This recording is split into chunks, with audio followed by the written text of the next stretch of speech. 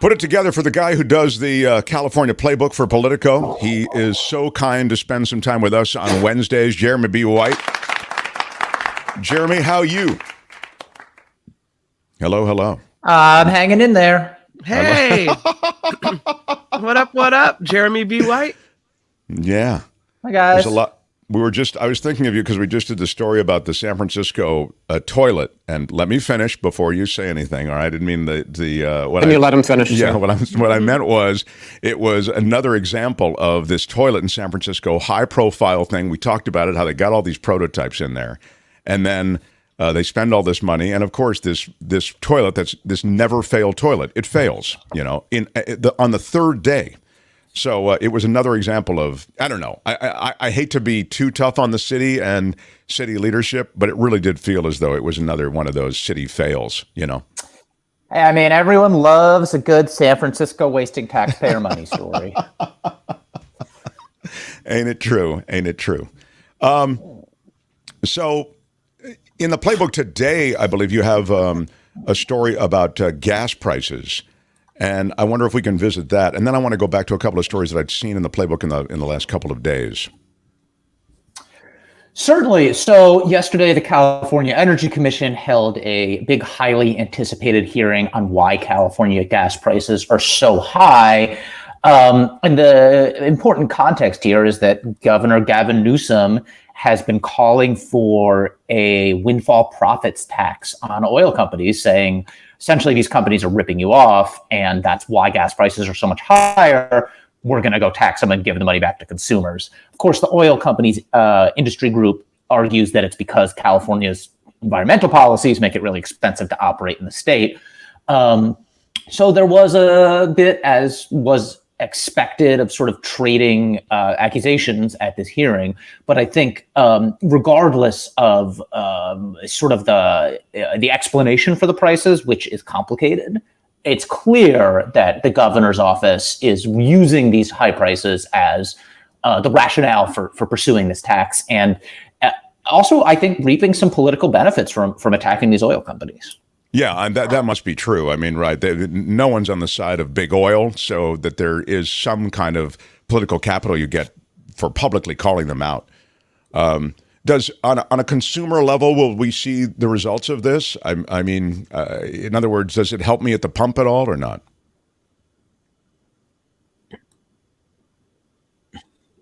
No. Well, first we have to see if it can even get passed, which is no certain thing. But it's also very, it's complicated because it's unclear exactly how this policy would work. It's pretty untested. Some experts are skeptical about whether it really would return savings to consumers. So I would say at this point, it's more an idea than an explicit proposal. We haven't seen any language from the governor's office. It's been, I think, a couple months since he first proposed it. So, I think we're still waiting to see exactly what this would look like and how it would work. There was something in the Playbook that I really was surprised. You should get the California Playbook. I've mentioned it before, and I'll mention it every time. Certainly Jeremy's on, but I mentioned it apart from that as well. And you can Google it and get it, and then it hits your inbox. Google it's all very automatic. But there was something in there that I really hadn't known and associated with this big story about FTX. And that FTX had relationships, around the Bay Area that affect California. It was about shifting money and political money. And, FTX was more than just this place where a lot of money in crypto was parked. It had relationships with other Bay Area firms. And it looks as though, and this is my recollection from the Playbook, that there was sort of an insider quality to all of that. Yeah, FTX, which was tied closely to a originally California-based company called Alameda Research. Alameda Research spent something like, I don't have the exact number in front of me, but something like $11 million to qualify a ballot initiative that would fund pandemic detection by raising income taxes on the very wealthy. It did not they kind of held it back from the 2022 ballot, so it's set to go on the 2024 ballot. Pandemic prevention, a big issue for Sam Bankman-Fried, the head of FTX. Of course, with the collapse of that firm, it now is much more of a question about not just is that money going to be there, which I think is a fair intuition that maybe not, but also what does it mean politically if you have this initiative that is tied to this sort of discredited company. There are laws that say when you run campaign ads, if you give a certain amount, you have to be listed as a major funder. And so should this go forward, Alameda Research would have to be on those ads in the disclosure section. Yeah, and essentially you're saying it's kind of can be thought of as dirty money. Well, I don't know about dirty money, but certainly, maybe you might put it that way. I think certainly it would create a stench of, it could create a stench. And so we'll see. We'll see what happens there. Yeah, I mean, the thing about that was interesting from a political perspective, because you are a politics guy, is that Sam Bankman-Fried was, here's this guy who's, frankly, he was lauded by the media overnight because he was involved in a lot of efforts that seemed laudable. They were associated with, as you sort of suggest, they were adjacent to COVID, like COVID adjacent efforts to get people help and healthcare and all this sort of thing. It was one thing or another like that, philanthropic efforts worldwide. Okay.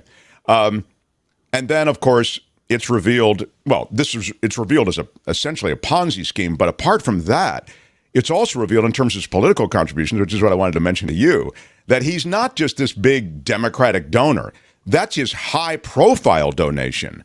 But like most billionaire outfits, and FTX was one of them, he donated in a dark money way to a lot of GOP campaigns and a lot of GOP efforts. So he covered his bets on the political roulette wheel. We have seen a lot of instances increasingly lately of people who made a lot of money in tech getting involved in politics. And Sam Bankman-Fried is certainly somebody who spent a lot of money this past cycle, a lot of it tied to the pandemic stuff, as I mentioned, because that's a big issue for him. But it's certainly been a pretty precipitous rise and fall politically for this guy in the last 12 months. I'll ding precipitous and I'll ding laudable. Somebody's saying in the chat room, laudable's a ding word. That's absolutely true. In our last minute or so, Jeremy, I wanted to ask you about everybody who is now going to be populating the House of Representatives from California and what that new class of legislators looks like. I know you did a piece in the Playbook about that a few days ago. What's interesting is that with the exception of a couple of seats that turned over because some long-serving members retired, so far every California House incumbent has held onto their seat. There were maybe 8 seats, depending on how you count it, where the incumbents were vulnerable and faced a stiff campaign, and they all, Republican and Democrat, won re-election. So there are a few members replacing outgoing members, and we are still waiting on the outcome of a seat for a race for an open House seat in the Central Valley. But I think one interesting outcome of this election is tens of millions of dollars were poured into these races, and ultimately both parties kind of held the line. Jeremy, what does it mean for California now that Nancy Pelosi isn't in the leadership position anymore? Yeah, it's a great question. Nancy Pelosi is somebody who, of course, in addition to being a national figure, was a California figure and was very much known for sort of advocating for California's priorities. I would note, though, that Pete Aguilar, a congressman representing the Redlands area, is in a leadership role. He's in one of the top Democratic posts. So it's not as if Californians will not have a high-profile voice in the House. But certainly, I think, there's no doubt that Nancy Pelosi's departure from the top role is going to affect California's voice in the House. To what extent that means California sees less funding for its priorities and that type of thing, I think we're going to have to see. I saw that Adam Schiff is getting sort of aced out of some positions that committee positions. In fact, this is all because Kevin McCarthy's going in and trying to make waves. But and then they want to investigate Adam Schiff as well. I mean, this is sort of the new agenda of those who are now newly in control. Yeah, I think there's no doubt that this new Republican House majority, given that they're probably not going to be passing a lot of policy, is going to be doing a lot of investigating. Adam Schiff did a lot of investigating when Democrats were in the majority. And so it's not surprising that he would have a spotlight on him. I would also note, though, that Adam Schiff kind of admitted the other day what everyone knew, which is that he was interested in running for Senate should Dianne Feinstein not run for another term, which I think is fairly likely. So I would say stay tuned on Adam Schiff's future. Anything in the chat that I should ask Jeremy before I say goodbye? I wanted to, it's suggested by Rose, another gas rebate will merely be taxed back. You know, the one thing that I see, and I'm sure you see it as well, did Katie Porter win? The answer, Suzanne, is yes, right? Jeremy, Katie Porter. Yes, she did. She won. She was one of those vulnerable House incumbents I talked about. Hugely expensive race, tough district. She fought it back, and I think it's a safe assumption that if Dianne Feinstein does not seek another term, that Katie Porter is going to take a hard look and very likely be in that race as well. Brian says if they tax the oil companies, wouldn't the oil companies just raise the price again to consumers? I think so. I mean, as you say, that tax may not even happen. Yeah, that's a huge question with this. I mean, there's a lot of questions with this policy. What constitutes a windfall profit? You know, at what point do you tax it? How do you give it back to consumers? How do you ensure, to your point, oil companies don't just pass that cost along? It's as I said, it's a very untested policy. And as you also said, it feels like it's a little bit of political handiwork to go after, you know, the big bad wolf like that, the oil company. No doubt. I mean, I would note that the oil companies are already trying to qualify a ballot initiative to overturn a recently passed law that restricts oil drilling. So, yeah, they have some political clout. There's no doubt about that. When we talk to you next week, I'd love to touch on federal money for the Salton Sea environmental project. There's stuff going on in California environmentally that's really positive. I think of it only in the context of this oil stuff we talk about, because I like to think of California in some ways. I know it kind of coexists with this oil world that we are part of, but as forward thinking when it comes to the environment. So maybe we can put that on the agenda for next time. I love having you in. Thank you so much, Jeremy B. White. And sure you should get the California Playbook from Politico. Google it, get it, and subscribe. Jeremy B. White, everybody. Thanks, Jeremy. Thanks, Jeremy.